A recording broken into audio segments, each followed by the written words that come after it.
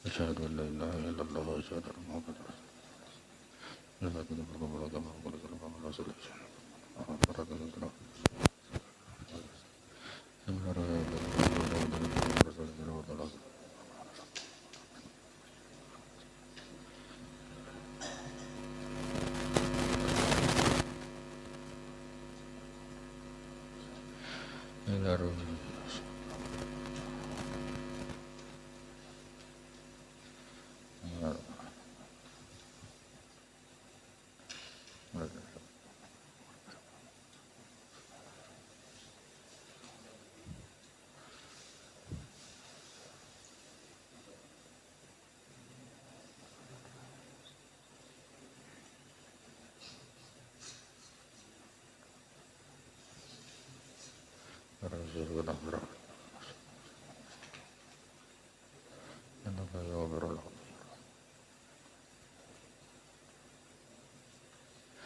الفاتحة. أعوذ بالله من الشيطان الرجيم. بسم الله الرحمن الرحيم. الحمد لله رب العالمين الرحمن الرحيم مالك يوم الدين إياك نعبد وإياك نستعين اهدنا الصراط المستقيم صراط الذين أنعمت عليهم غير المغضوب عليهم ولا الضالين.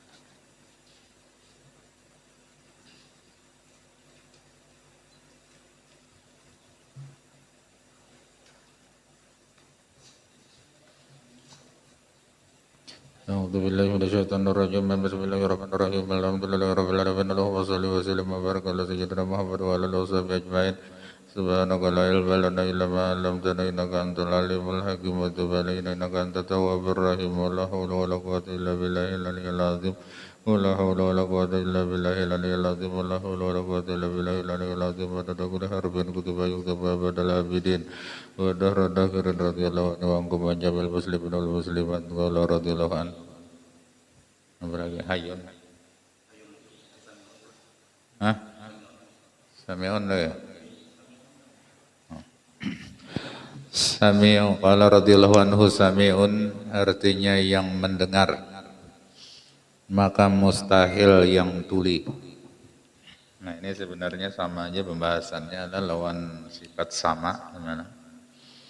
Nah cuma bedanya kalau sama basar kalam itulah itu namanya sifat ma'ani. Tapi kalau mulai qadirun muridun alimun hayyun sami'un basirun mutakallimun itu sifat ma'nawiyah. Nah, sifat ma'nawiyah itu halun. Nah, satu hal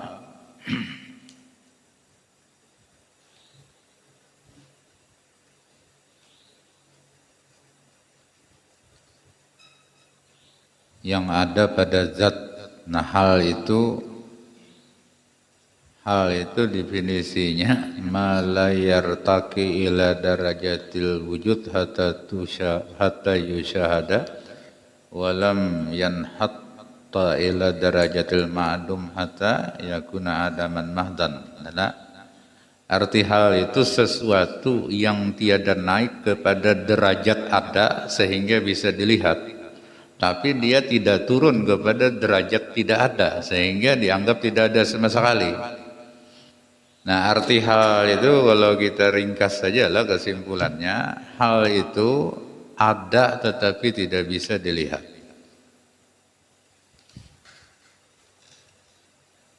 Nah, ini dalam sifat Allah Ta'ala itu mulai qadirun sebenarnya, kaunuhu qadiran muridan aliman hayyan samian basiran mutakalliman, itu disebut sifat ma'nawiyah, dan ma'nawiyah itu adalah hal. Nah, jadi bayangannya kayak apa? Dia tidak ada tetapi ya kan seperti ada. Keberadaan sifat ma'ani adalah yang ada pada zat Allah Ta'ala. Kan sebelumnya mulai kudrat iradat itu sifat ma'ani ngarannya lah. Nah, sifat ma'ani itu adalah kullu sifatin maujudatin qaimatin bidzat. Setiap sifat yang memang maujud ada. Sifat ma'ani itu ada lah, tapi kalau maknawiyah nih antara ada dan gak ada. Kalau ma'ani ada memang ada lah. Nah, maksud ada itu lau kusyifa annal hijab la ra'ainaha, jikalau seandainya dibukakan kita hijab lah, hijab dinding kita ini dibuka, niscaya kita bisa melihat sifat ma'ani itu memang ada barangnya. Nah, adapun maknawiyah ini antara ada dan gak ada. Maksudnya dipadahkan ada pada kelihatan barangnya, dipadahkan gak ada kisahnya ada.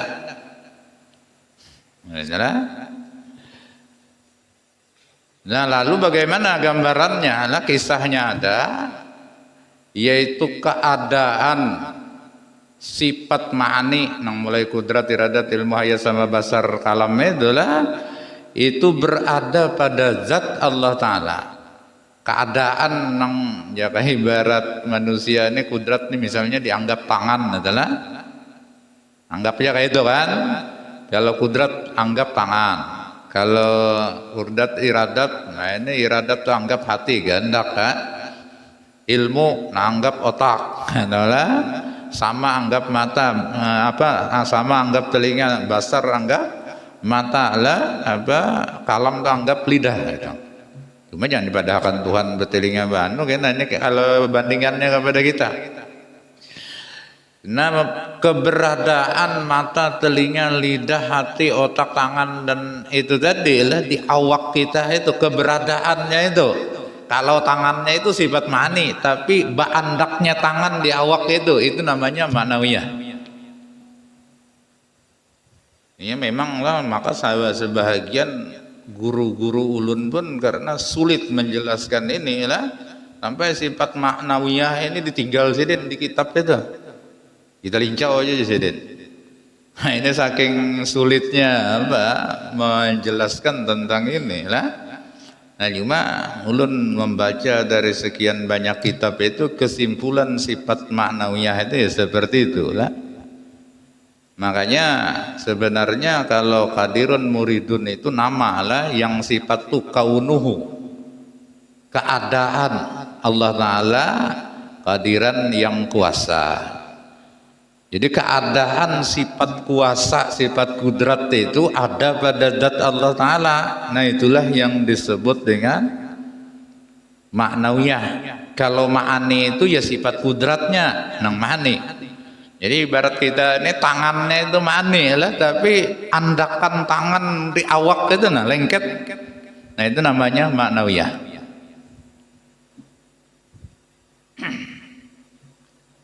Nah, jadi kalau ma'ani itu definisinya kullu sifatin maujudatin qaimatin bidzat, lah setiap sifat yang ada memang kalau dilihat qaimatin dan sifat itu ba'andak kalau dipisah bidzat dengan zatnya. Ada dipisah. Nah, jadi mulai kudrat, iradat, ilmu, hayat sama basar dan kalam itu ya tidak bisa dipisahkan dengan zat Allah Ta'ala. Nah, tetapi keberadaannya itu nang pasangannya ini sifat ma'ani ke zat itu disebut dengan ma'nawiyah. Mudah-mudahan paham. Ini ulun salih menjelaskan ini makanya di antara guru-guru ulun sendiri dilincau sidin ini. Nah, jadi ini mulai kadirun, muridun, alimun, hayun, samiun lagi lah. Ulun nggak ingat juga batasnya lawasan libur.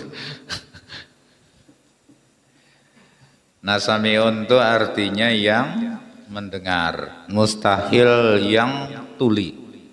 Dalilnya yaitu dalil sifat sama adanya.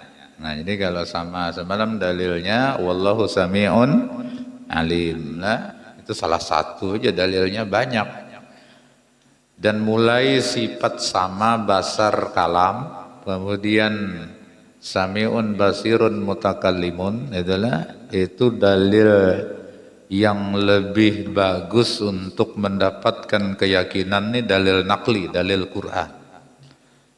Nah, tetapi kalau mulai wujud kidam baka mukhalafatuhu lil hawadis qiyamuhu bi nafsih wahdaniyah kudrat iradat ilmu hayat sampai situ, kemudian kenalah kadirun muridun alimun hayyun. Nah, ini dalilnya yang lebih bagus untuk mendapatkan keyakinan itu dalil akli. Nah, karena dalil itu kan tujuannya supaya menambah keyakinan kita.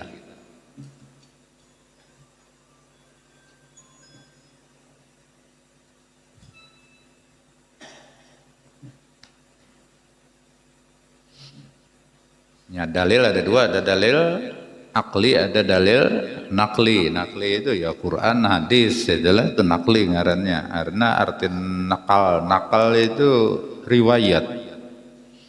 Nah, Quran itu ya ada riwayatnya lah. Kita ada mungkin sampai kepada kita Quran kalau ada sanadnya itu sampai ya kan? Ke Allah Ta'ala. Sanad Quran nih bukan sampai kepada Nabi lagi, tapi sampai kepada Allah Ta'ala. Kalau sanad Quran, nah, tapi kalau sanad hadis ya sampai kepada Nabi.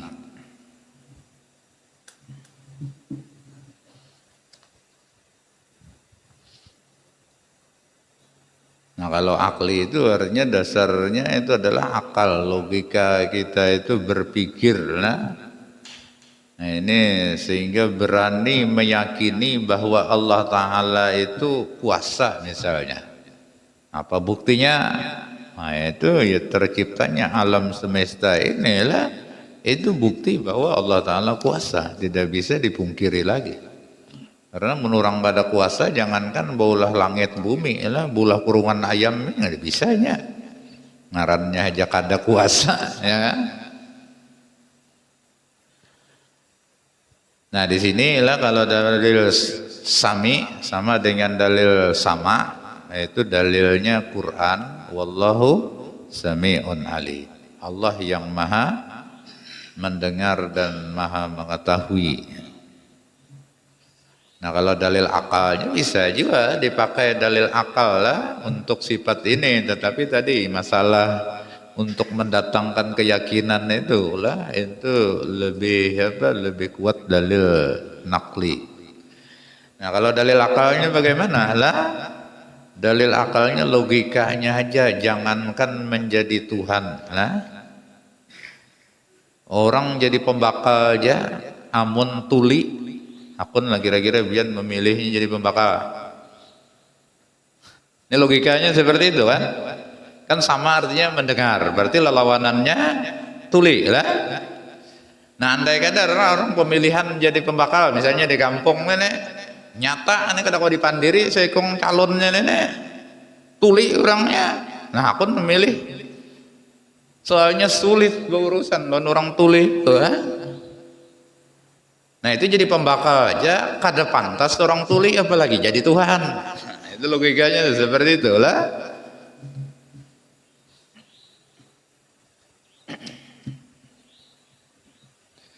Nah maka secara ringkas kita wajib meyakini bahwa Allah itu muttasifun bikulli kamal. Allah bersifat dengan segala sifat kesempurnaan, wa munazzahun an kulli naqais wa ma khatara bil bal, dan Allah maha suci dari sifat kekurangan dan segala sesuatu yang terbayang di hati kita. Maha suci Allah dari itu.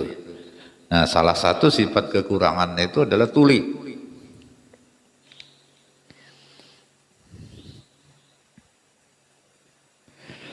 Nah maka patut bagi mukmin mu'taqid, mukmin itu orang yang percaya bahwa Allah itu maha mendengar, mu'taqid meyakini bahwa Allah itu maha mendengar. Napa nang patut baginya bahwasanya ia senantiasa ia memberi puji-pujian kepada Allah Ta'ala dan banyak memberi syukur kepadanya dan banyak minta doa padanya adanya. Nah jadi banyak memuji Allah Ta'ala, banyak bersyukur kepada Allah, banyak berdoa kepada Allah. Kenapa? Karena kita yakin bahwa Allah mendengar. Nah jadi amun memuji orang ada mendengar juga sia-sia biar bemek muji biar ini ada mendengar ya paling dikuringinya. Apa jadi kamu tadi? Ya. Nah puji-pujian ini lah ya meskipun kita tiada meminta balasan dari Allah, cuma sudah menjadi janji Allah Ta'ala.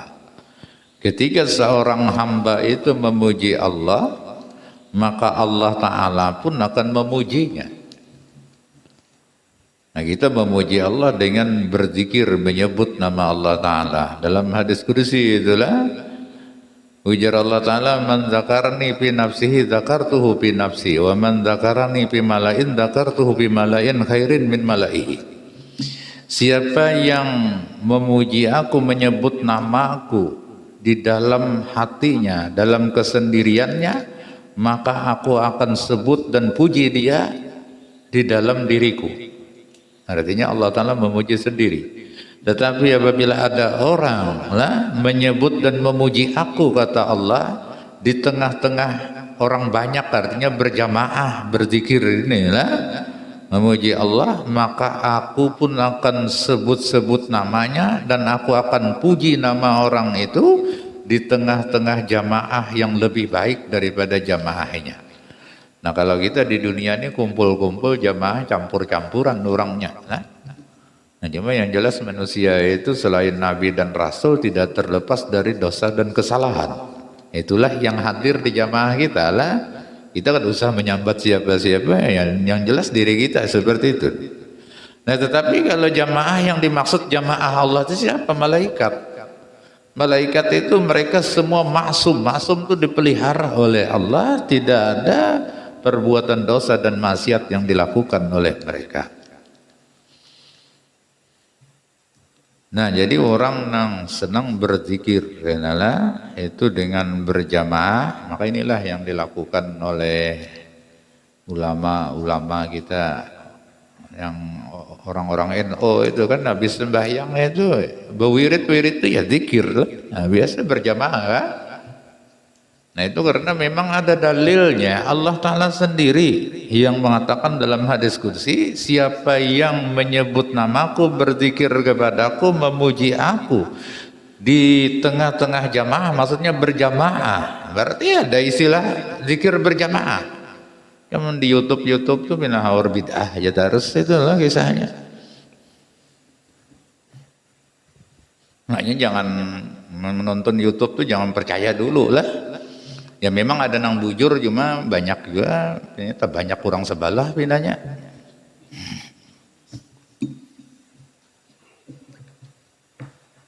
Nah, maka aku, kata Allah, sebut dia di dalam jamaahku yang lebih baik dari jamaahnya. Nah, jadi orang ini sekurang-kurangnya akan menjadi terkenal di langit. Nah, masalah di bumi ini bisa juga dikenalkan Allah di bumi, bisa juga disembunyikan Allah. Cuma yang jelas terkenal di langit. Nah, bilanya di bumi kada terkenal, orang yang berzikir berjamaah itulah, maka dia yang dikatakan oleh ulama-ulama sufi itu, orang itu majnunun fil ardi wa ma'rufun fis sama. Dia dianggap gila di bumi, tapi di langit dia orang yang terkenal.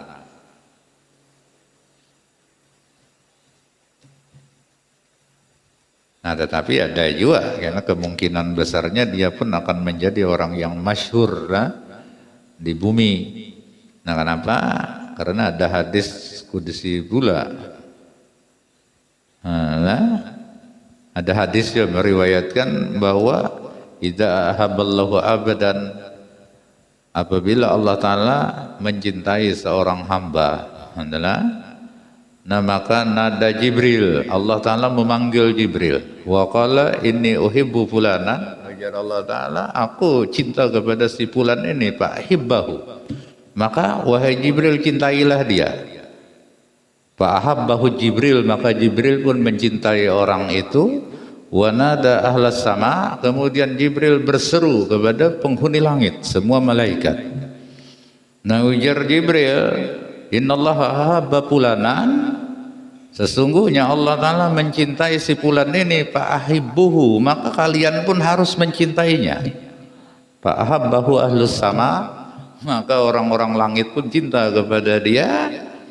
Nah, kemudian wananda Jibril pun kemudian berseru kepada penduduk bumi. Nah, cuma ini tidak didengar dengan telinga lah, tapi roh-roh orang itu mendengar itu seruan bahwa Jibril ini menyuruh orang-orang bumi ini untuk mencintainya. Nah, maka Allah Ta'ala faja'ala lahu kabulan fil ardi wa firwayatin fil ma, Allah Ta'ala menjadikan dia diterima oleh penduduk bumi. Inilah ada riwayat Allah Ta'ala jadikan baginya itu diterima fil ma, di banyu. Nah, maksudnya guru kumpul di banyu itu milihnya meniup banyu biar kada bebacaannya dari tiupnya aja kabul.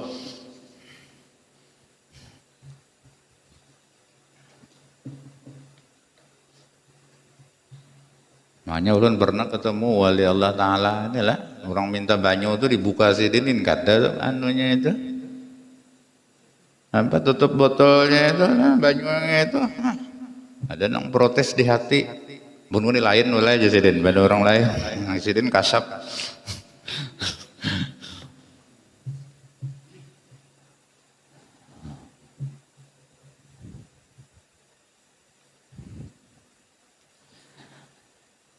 Nah jadi banyak memuji Allah Ta'ala.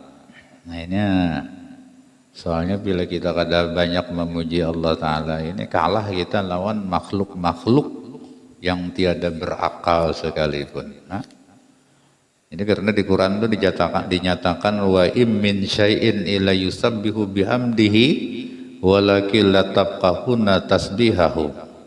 Tidak ada satu makhluk jua pun yang diciptakan Allah kecuali makhluk itu pasti bertasbih sambil memuji Allah. Tetapi kamu manusia nggak ada paham tasbihnya. Nah, jadi samud, apapun makhluk itu termasuk benda mati seperti pasir dan sebagainya, itu semua memuji Allah Ta'ala. Mereka bertasbih memuji Allah Ta'ala. Tapi manusia yang kada paham. Nah, maka diantara wali-wali Allah Ta'ala itulah ada yang dibukakan hijab oleh Allah, dia mendengar tasbih dan puji-pujian dari semua makhluk itu untuk Allah Ta'ala. Nah, diantaranya yang mendapatkan anugerah itu Syekh Abdul Wahab Asy-Sya'rani, Sidin menceritakan itu dalam kitab Lataiful Minan. Jadi Jersidin diantara nikmat yang dianugerahkan Allah kepada aku bahwa aku pernah dibukakan oleh Allah Ta'ala hijab aku mendengar semua makhluk ini bertasbih dan memuji Allah Subhanahu wa Ta'ala. Cuma untungnya kenikmatan itu ya enggak ditambah dengan kenikmatan lain, yaitu ditutup kembali oleh Allah. Ya kayaknya tak buka terus itu Jersidin enggak ada awak makan lagi aku. Ada kawa aktivitas dunia lagi haur mendangarakan saking asyiknya. Nah ini jadi ditutup kembali hijab itulah, ini nikmat lagi dari Allah sehingga aku bisa menjalani kehidupan normal. Ya kayaknya mendengar terus bisa. Guru Saman Mulia itu pernah juga itulah sampai Sidin kada jadi makan. Jadi Sidin ini ada makan surungi nasi, ada iwak di nasi itu. Sidin hendak menyuap pada jadi. Dan itu koni oleh guru yang lain kenapa? Nah itu aku ada kau makan di Sidin. Ini iwaknya nasinya bertasbih. Nah tapi itu rahasia yang ada boleh kisahkan lawan orang kecuali dalam kondisi darurat. Nah sehingga kisahnya sudah waktu Guru Kasful Anwar anak Guru Bangyal itu kan, Guru Bangyal ini sebelum meninggal berwasiat lawan anak Sidin ya naik kan mengaji lawan Guru Guru Saman Mulia. Guru Saman ini kada hakun Sidin. Nah, orangnya tawadu apalagi anak tuan guru ini kada hakun Sidin. Sadang sudah membujuk kada hakun. Nah ujar Guru Kasful ulun paksa membuka rahasia pian nah rahasianya pian pernah ada jadi makan gara-gara nasi lawan iwaknya bertasbih. Nah jangan kisahkan lagi ya aku lajari igam ya sih dia. Jangan kisahkan lagi lawan orang. Nah Guru Kasful kedawani mengisahkan kecuali sesudah Guru Saman Mulianya meninggal dunia nyar kisahkan sidin ya. Termasuk ulun yang mendengar kisahnya itu.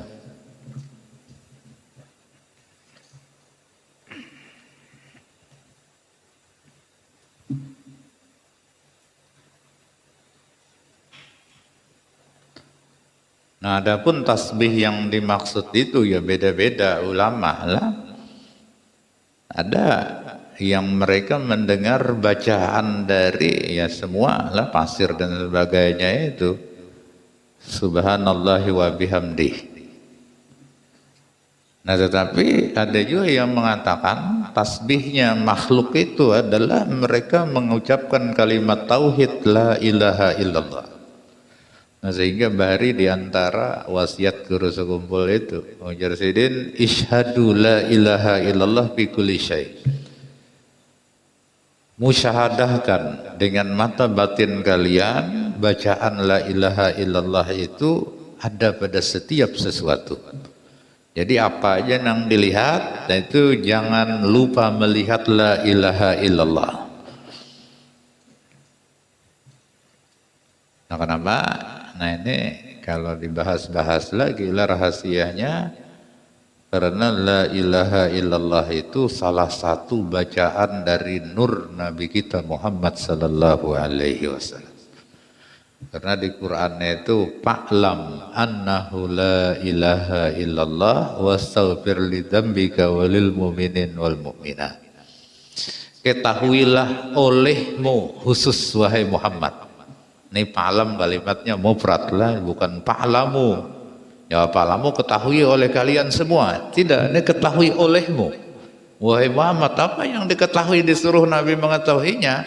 La ilaha illallah. Bahwa tiada Tuhan yang berhak disembah kecuali Allah. Maka Nabi itu karena khuluquhul Quran, akhlaknya Nabi itu adalah Quran. Nah, semua yang diperintahkan Allah dalam Quran itu maksudnya diamalkan oleh Nabi kita Muhammad sallallahu alaihi wasallam. Maka yang paling aktif dalam mengamalkan itu adalah nurnya. Karena kalau jasad Nabi ini ya dia basyarun sama manusia, bisa guring dan sebagainya gitu kan. Nah, tetapi kalau rohnya atau nurnya dia aktif 24 jam tidak pernah lalai.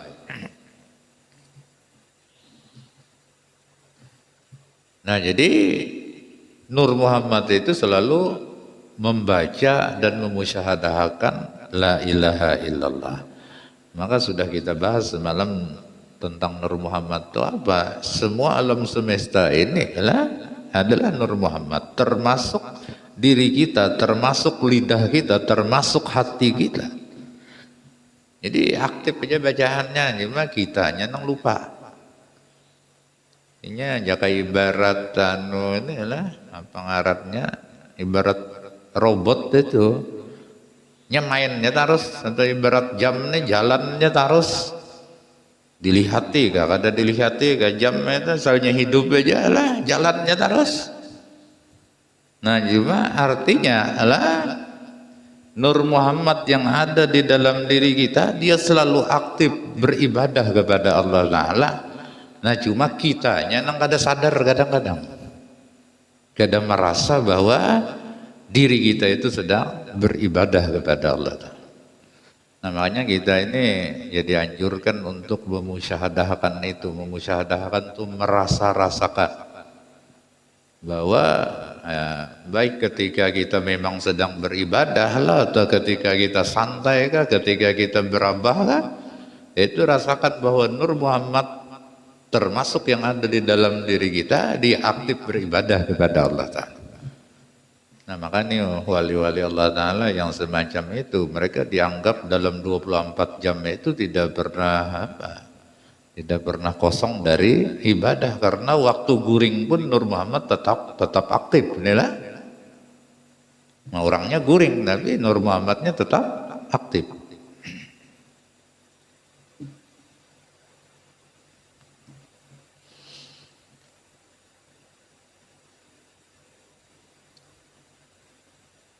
Dan banyak memberi syukur, maksudnya bersyukur kepada Allah Ta'ala. Nah, ini syukur ini salah satu tanda orang bersyukur itu banyak memuji Allah Ta'ala lah, salah satunya. Nah, tetapi inti daripada syukur itu adalah yang terbesar itu sebenarnya adalah keyakinan yang mantap, tidak ada sedikit pun keraguan bahwa nikmat itu datangnya sumbernya cuma satu, yaitu dari Allah Ta'ala, tidak ada dari yang lain. Itu inti syukur. Jadi amunnya biar lidahnya alhamdulillah alhamdulillah, tapi merasa ini duit dari bos, dari siapa misalnya, pada merasa dari Allah Ta'ala, maka orang ini namanya tidak bersyukur, lidahnya aja. Nah ini yang iyanya syukur ini di hati hendaknya. Nah jadi pandanglah nikmat apapun yang kita terima, kita dapat, bahwa hakikatnya ini datangnya dari Allah.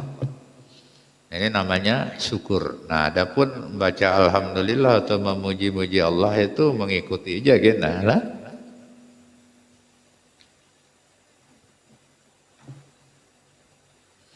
Nah, yang kedua, karena pembawaan orang bersyukur itu dia bergembira, hatinya itu gembira. Tuha ngarannya lah. Jadi hal keadaan hatinya itu gembira. Kalau orang hatinya itu sedih dan sebagainya, merasa tidak puas dengan apa yang didapatnya, itu namanya tidak bersyukur.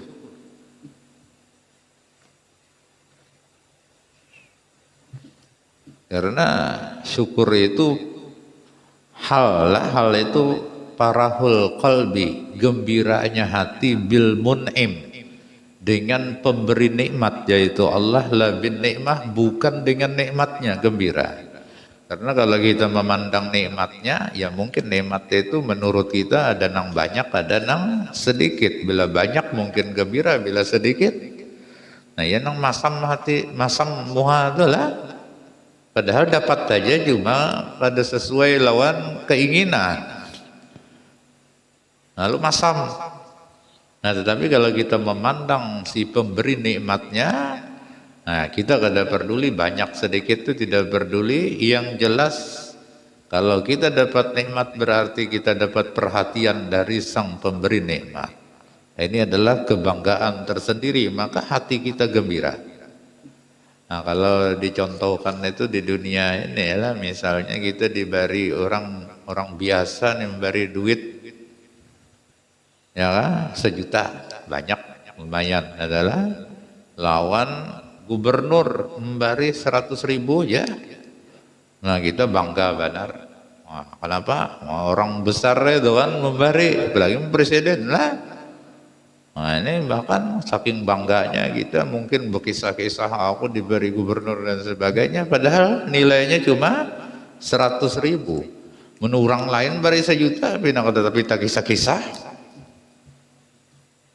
Nah ini berarti kita memandang nang memberi kayak itu juga lah. Kalau kita meyakini bahwa pemberian itu datangnya dari Allah, meskipun nilainya mungkin sedikit nilai nikmatnya itu, tapi kita memandang nang memberi ini adalah Allah, maka kita akan bangga dengan itu. Nah kebanggaan, kegembiraan hati inilah yang disebut dengan syukur, hal syukur. Nah kemudian pengamalannya bersyukur itulah masuk kepada definisi syukur itu, sarful abdi jami'a ma'an amallahu alaihi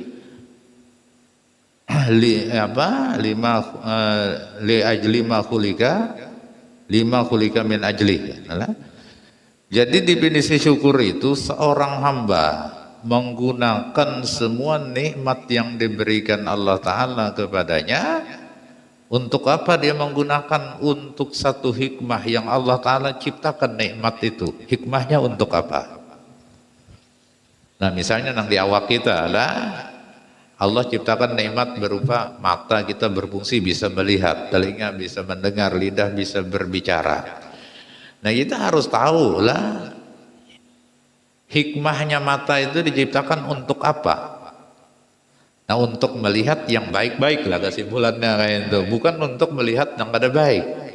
Nah ketika kita gunakan mata kita itu untuk melihat yang baik, berarti kita mensyukuri nikmat mata. Tetapi ketika kita salah menggunakannya, kita gunakan mata untuk melihat hal yang kada baik, berarti kita dianggap kufur. Lawanan syukur itu kufur lah, kufur nikmat.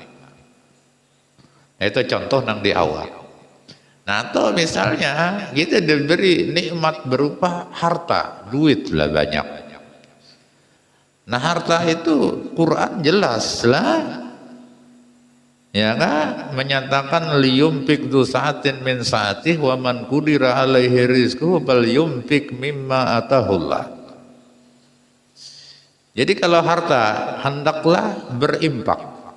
Nah, impak di umum lah.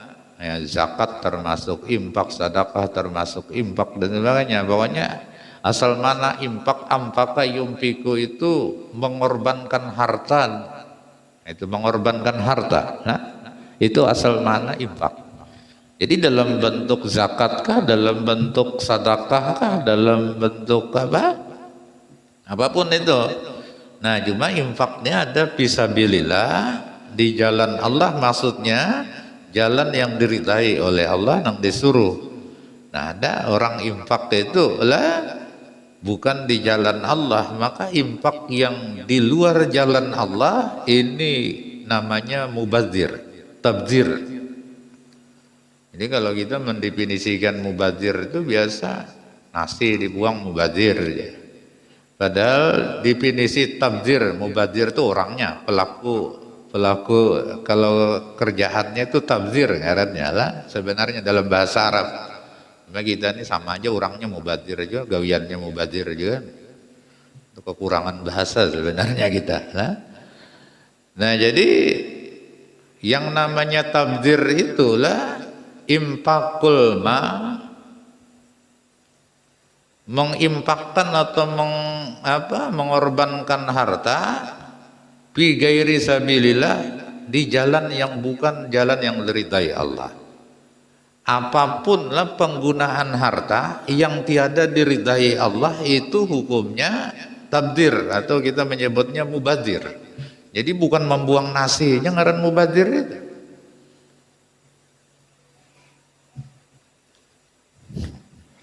Ulun pernah lah ke suatu daerah pantai lah. Pas di pom bensin itu ada orang minta sumbangan. Sumbangan untuk apa? Untuk pesta pantai. Nah, jadi gawil kawan jangan bari.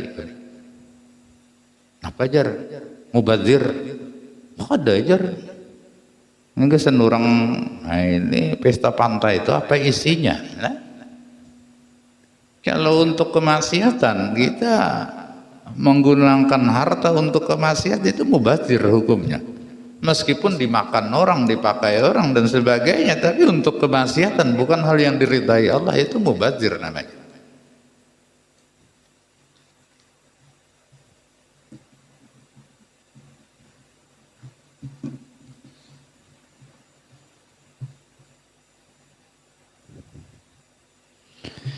Nah, kemudian dan banyak minta doa. Ini bahasa Sidin, minta doa maksudnya berdoa.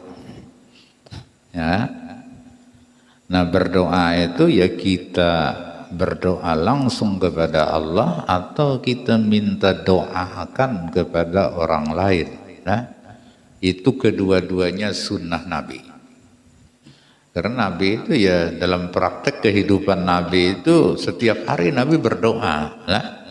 Nah, tetapi Nabi ini orang yang luar biasa, tetapi dalam hadis disebutkan Nabi pernah menyatakan lah kepada sahabat-sahabat beliau, asyrikuni fi du'aikum, buatiakan aku ya Nabi dalam doa-doa kalian. Berarti Nabi minta doakan lawan orang. Ya, ada masalahnya di YouTube ini, kita aja bisa aja berdoa, untuk apa minta doakan lawan orang lain, langsung aja lawan Allah Ta'ala. Nabi aja minta doakan lawan orang. Makanya hati-hati kalau menonton YouTube ini, banyak kurang sebalah pendengar ulun anunya ini.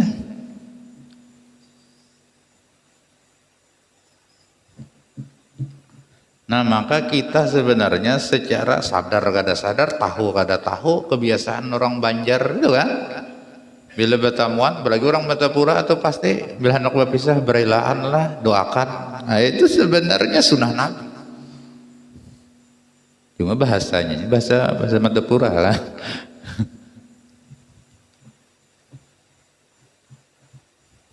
Pokoknya di Madapura itu awas masalahnya kan di Mantapura tuh bila kakak bertamuan non kakawanan bila hendak bisa berelaan lah itu aja, doakan pasti itu sudah kalimat itu. Dan ulun menilai itu sangat bagus sekali.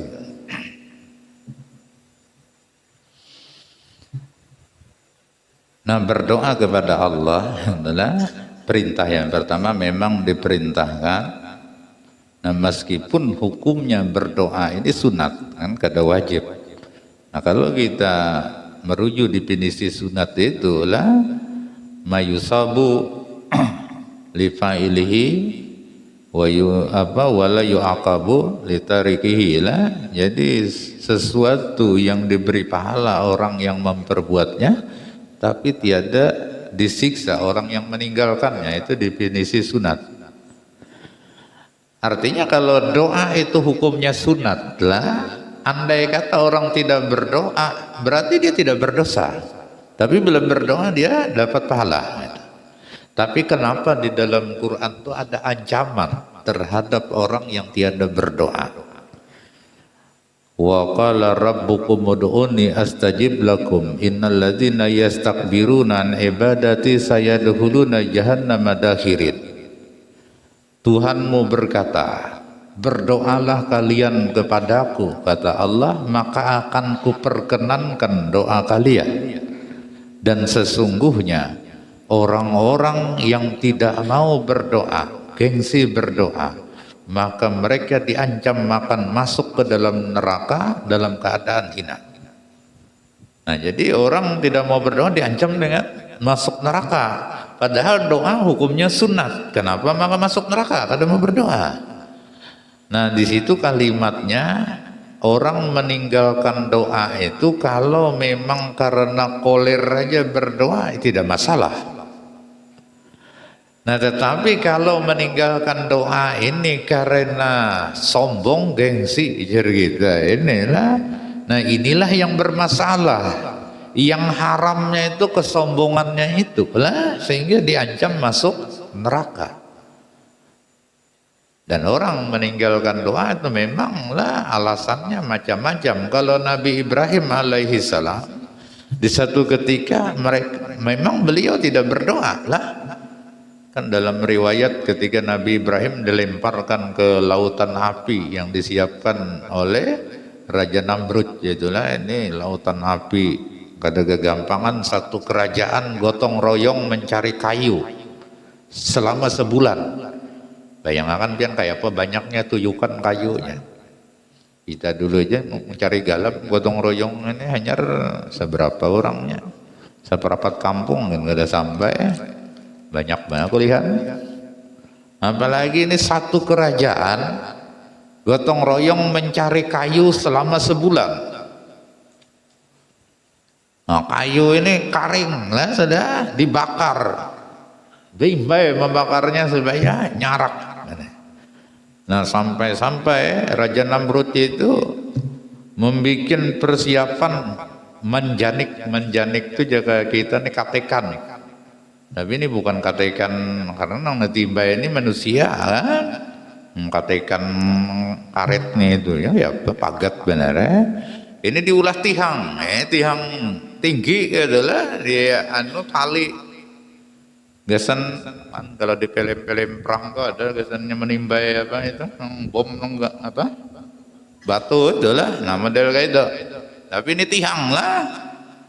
Kenapa? Soalnya hendak menimbai Nabi Ibrahim, tukang timbainya kan kepanasan, kan menimbai ini mesti berparak ke situ, nggak ada kawat. Nah, sudah disiapkan dari jauh aja. Nah, Nabi Ibrahim timbai masuk ke dalam lautan api. Nah, ketika itu malaikat diutus oleh Allah untuk menemui Nabi Ibrahim. Ujar malaikat, alaka hajatun ya Ibrahim, wahai Ibrahim, apakah engkau punya hajat keperluan? Jawaban Nabi Ibrahim, ama ilaika fala wa ama ilallah fabala. Adapun kepadamu wahai malaikat, maaf aku tidak punya kebutuhan kepadamu. Tapi kepada Allah memang aku selalu membutuhkan Allah. Nah, lalu apa kebutuhanmu? Silahkan utarakan. Menikam jaga bahasa kita nih, jar malaikat menikam kada akun minta tolong lon aku. Ya kada apa-apa, minta tolong. Kalau punya kebutuhan lon Allah ya sebutkan apa kebutuhanmu. Jar Nabi Ibrahim, kat kafani ilmu Rabbi min su'ali wa ikhtiyari. Tuhan tahu aja apa kebutuhanku. Kada perlu aku ucapakan, kada perlu. Nah ketika itu Nabi Ibrahim tidak berdoa lah, tapi tidak berdoanya bukan karena kesombongan, tapi karena keyakinan yang mantap bahwa Allah Ta'ala memang mengetahui keadaannya itu. Nah ini beda lawan orang pada berdoa itu karena misalnya duit sudah banyak, ada usaha lagi dia minta duit, sudah banyak aja duit. Nah, seolah-olah dia bisa mempertahankan duit yang banyak itu ya. Itu sombong ngarannya lah. Nah ini beda lah. Jadi orang meninggalkan doa karena memang keyakinannya Allah lebih tahu dengan kebutuhannya ketimbang dirinya sendiri. Lawan orang kada berdoa itu karena kesombongannya, gengsi. Nah ini beda. Yang diancam dalam Quran itu ya, innalladzina yastakbiruna, mereka sombong gengsi an ibadati, tafsirnya dari ibadahku, maksudnya beribadah kepadaku daripada berdoa kepadaku. Saya dahuluna jahannam adakhirin, mereka akan diancam masuk neraka jahanam.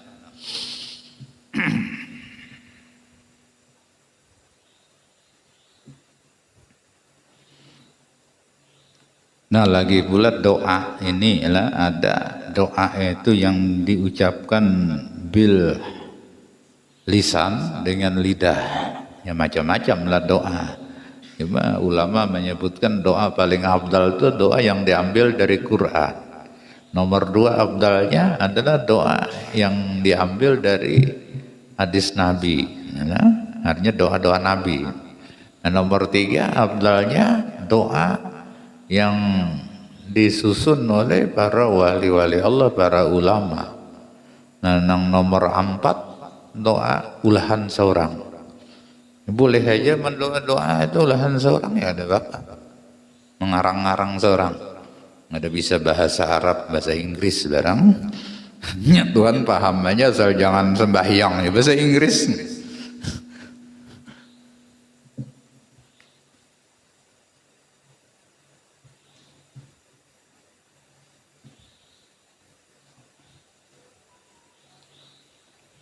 Nah adalah doa itu bilhal ngarannya lah. Doa itu tidak diucapkan dengan lidah, tapi dengan hal. Hal itu ya tadi lah kondisi kita, dalam hati kita merasa bahwa dalam segala keadaan kita, dalam keadaan kondisi kita bagaimanapun kita membutuhkan Allah Ta'ala.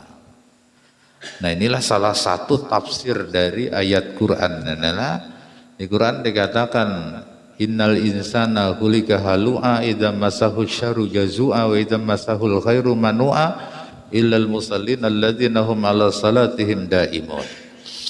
Nah sesungguhnya manusia itu diciptakan oleh Allah Ta'ala, nah, itu tabiatnya itu tidak stabil ya? Kada pas. Kada pasnya itu apabila dia ditimpa keburukan, kesusahan, maka dia berkeluh kesah. Ini tabiat aslinya manusia. Tapi ketika dia ditimpa kebaikan, mendapatkan nikmat, maka dia tiada bersyukur terhadap nikmat itu. Padahal semestinya non stabil itu kan, kalau ditimpa musibah ya tenang, jangan berkeluh kesah. Kalau dapat nikmat bersyukur, semestinya seperti itu. Tapi tabiat manusia itu sebaliknya daripada itu. Nah kecuali orang yang bisa keluar dari tabiat buruk ini lah, illal musallin, kecuali orang-orang yang salat, alladzina hum ala salatihim daimun, yang mereka terus menerus salat. Nah salah satu tafsir terus menerus salat itu yaitu biddu'a bilhal, melakukan doa dengan hal, bukan dengan lidah. Kalau dengan lidah berdoa kita tidak bisa itu setiap saat ya. Nah tapi kalau dengan lisanul hal, dengan keadaan kita, nah ini bisa.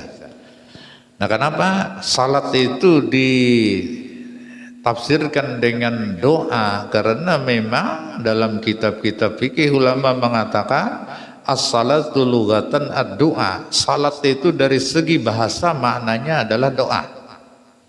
Itu dari segi bahasa, tapi definisi syara'an secara syar'i la af'alun wa aqwalun muftatahatun bitakbir wa muftatamatun bitaslim. Itu definisi salat menurut hukum syariat. Beberapa bacaan, beberapa perbuatan yang diawali dengan takbir, diakhiri dengan salam, itulah salat. Nah, tapi dari segi logat bahasa, artinya asal makna salat itu doa. Nah, jadi kalau orang sembahyang nang ruku sujud itu ya tidak mungkin terus menerus bisa itu kan. Tapi Quran menyatakan ada orang ala salatihim daimun. Nah, kalau berdoa dengan lidah pun tidak mungkin. Diartikan salat itu dengan doa, dengan lidah tidak mungkin. Yang bisa mungkin itu adalah dengan keadaan. Nah, keadaan ini kita harus kembali kepada siapa diri kita. Nah, diri kita ini adalah makhluk yang la haula wala quwata illa billah. Kita tidak punya daya upaya, tidak punya kekuatan. Nah, termasuk bergerak kita tidak punya daya upaya dan kekuatan, termasuk untuk diam pun tidak bisa.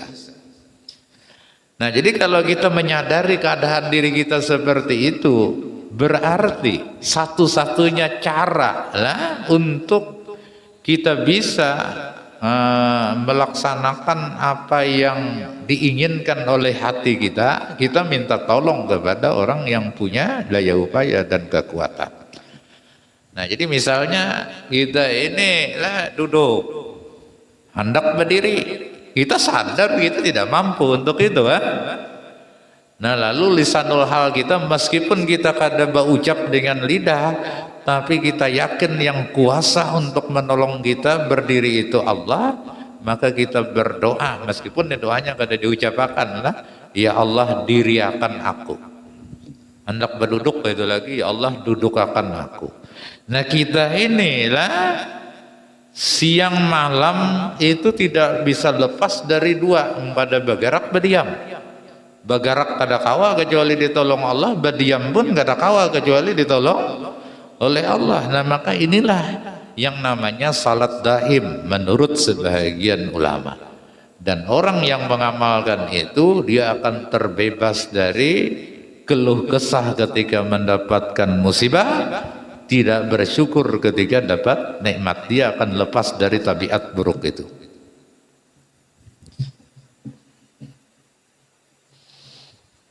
Nah, makanya orang kalau mengamalkan itu insya Allah senang terus hatinya ya. Karenanya memandang ya bagarak nikmat Allah, karena itu pertolongan Allah, badiam nikmat Allah Ta'ala juga. Jadi kalau orang dekat lawan Allah Ta'ala itu selalu ingat kepada Allah, hatinya akan tenang. Ala bidzikrillahi tatmainnul qulub. Nah, ketahuilah dengan zikir kepada Allah hati akan menjadi tenang. Zikir itu ya kalau mesti dibaca di lidah lah.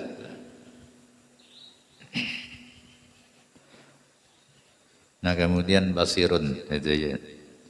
Mudah-mudahan ada berkah manfaatnya. Al-Fatihah. A'udzubillahi minasyaitonir rajim. Bismillahirrahmanirrahim. Alhamdulillahirabbil alamin arrahmanirrahim maliki yaumiddin. Iyyaka na'budu wa iyyaka nasta'in. Ihdinas siratal mustaqim. Siratal ladzina an'amta 'alaihim ghairil maghdubi 'alaihim waladdallin. Amin. Bismillahirrahmanirrahim. Alhamdulillahirabbil alamin. Allahumma shalli wa sallim wa barik ala sayyidina Muhammad wa ala alihi washabihi ajmain. Allahumma anfa'na bima 'allamtana wa 'allimna ma yanfa'una wa zidna ilman wa yaqinan. Alhamdulillah ala kulli hal wa na'udzubillahi min halalin nar. Allahumma hdina bi hudaka waj'alna mimman yusari'u bi ridaka wa la tuwallina waliyan siwak wa la taj'alna mimman khalafa amraka wa asaq wa subhanallah ni'mal wakil wa la hawla wa la quwwata illa billahil aliyyil azim. La barzuqna al-ikhlas bi talabil ilmi wa bi nashrihi wa bi jami'at ta'at. Rabbana atina fid dunya hasanah wa fil akhirati hasanah wa qina adzabannar. Rabbana taqabbal minna innaka antas samiul alim wa tub alaina innaka antat tawwabur rahim. Wa sallallahu ala sayyidina Muhammad wa ala alihi wasallam. Alhamdulillahi rabbil alamin.